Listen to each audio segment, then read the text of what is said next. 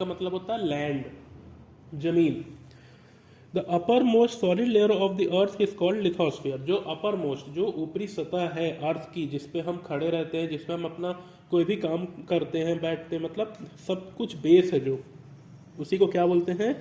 Lithosphere. It is formed of rocks and soil. ये किससे मिलकर बनी हुई है? पत्थरों से, रॉक से और मिट्टी, सॉइल से। Out of the total area of the lithosphere about 71% consist of ocean floor which lies under water. जो टोटल एरिया है लैंड का, वो उसमें से 71% किस में है? ओशियन में है, पानी से ढका हुआ है, उसको तो हम यूज नहीं कर सकते और वो पानी के अंदर है। The remaining 29% consist of land masses which above the surface of water. और जो 29% है जो सरफेस वाटर मतलब सरफेस जो पानी से बचा हुआ जगह है, उसको हम अपने यूज में लेते हैं। The highest point on the lithosphere is Mount Everest 8,848 metre above the sea level. और जो इस अर्थ का सबसे ऊंचा पॉइंट है, ठीक है, वो क्या है? Mount Everest. पहाड़ का नाम आपने सुना होगा, माउंट एवरेस्ट, जो कितना ऊंचा है? 8,848 metres. On the other hand, the greatest depth, about 10,900 meter, is recorded in the Mariana Trench, Pacific Ocean, below the sea level. और जो सबसे गहरी जगह है वो पैसिफिक ओशियन, वो एक ओशियन है ना हमारा पैसिफिक ओशियन, उसमें सबसे गहरी जगह कौन सी है? मरीना ट्रेंच, जो कितनी गहरी है? 10,900 मीटर। ठीक। अब जो लिथोस्फियर है, lithosphere is divided into 3 layers: crust, mantle and core. The crust is the thinnest layer of the earth. The mantle is the middle layer. It is thicker than the crust. The mantle can be found below the continents and under the ocean. As we go deeper into the earth, the temperature and the pressure increases with depth. The innermost layer of the earth is called the core. The core is divided into two parts: the outer core and the inner core. The outer core is in liquid state while the inner core is in solid.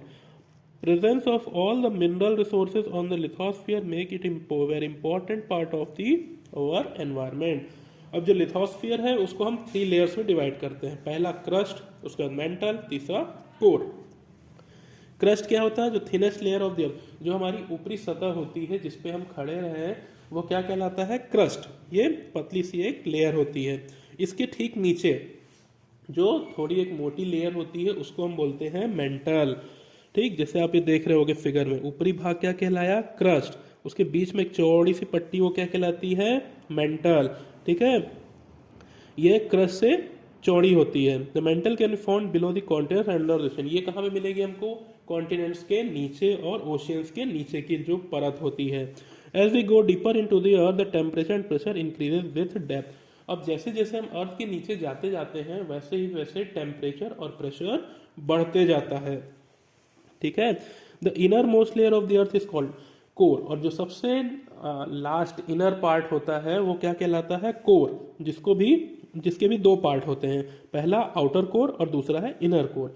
जो outer core होता है वो liquid state में है, पिघले हुए रूप में है। ठीक है। और जो इनर कोर है वो सॉलिड रूप में है।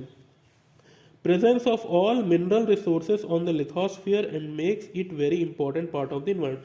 सारे मिनरल रिसोर्सेज का कहाँ मौजूद होना? लिथोस्फियर में ही मौजूद होना क्या करता है? इसको इंपॉर्टेंट पार्ट बनाता है एनवायरनमेंट का। अब आते हैं अपने लास्ट पार्ट पे, जिसको क्या नाम था? Biosphere, living thing.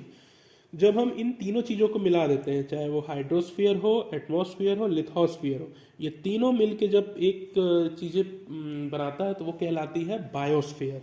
The biosphere is a very narrow sphere of the earth which contains life.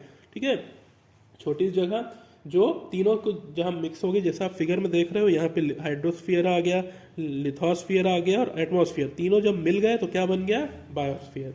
This sphere include those part of atmosphere, hydrosphere, lithosphere where life exist. तो हाँ, ये तीनों मिल जाएंगे, वहीं पे जीवन शुरू हो जाएगा। These 3 elements, air, water and water, are essential for life or for exist. जब तक ये तीनों चीजें नहीं होंगी, अर्थ पे लाइफ एग्जिस्ट नहीं हो पाएगी। Each living organism be a plant, कोई भी लिविंग ऑर्गेनिज्म हो, प्लांट हो, एनिमल हो, ह्यूमन बीइंग हो, सबका एक स्पेसिफिक एनवायरनमेंट होता है in which it exist and interact with other component, जहाँ पे वो एग्जिस्ट करते हैं और दूसरे कंपोनेंट से इंटरैक्ट करते हैं। इट इज कॉल्ड इकोसिस्टम, जिसको क्या कहा जाता है, उसका ecosystem. Thus, we can say that our environment can be divided into two main components, abiotic components and biotic components। इसलिए हम अपने कह सकते हैं कि हम अपने environment को दो पार्ट में डिवाइड करते हैं। पहला होता है abiotic component, दूसरा होता है biotic component। Abiotic components are non-living things, namely air, water, land, soil, rocks, minerals, sun and light। abiotic component में कौन सी चीजें आएंगी? नॉन लिविंग थिंग्स, जैसे कि air, water, land, soil, rock, mineral, sun, light, ये सब। और बायोटिक कंपोनेंट में क्या आएगा? Humans, animal, plant. Biotic component of the environment can not survive without abiotic component. तो बायोटिक कंपोनेंट में आने वाली चीजें जब तक सर्वाइव नहीं कर सकती जब तक कि वो अबायोटिक कंपोनेंट से के बिना, ठीक है। तो मतलब बायोटिक कंपोनेंट की चीजें अबायोटिक कंपोनेंट्स पे डिपेंडेंट है। तो ये हुआ आपके चैप्टर का चारों भाग, हाइड्रोस्फीयर, एटमॉस्फेयर, लिथोस्फीयर और बायोस्फीयर। अब हम कल इसकी एक्सरसाइज देखेंगे। Okay, thank you.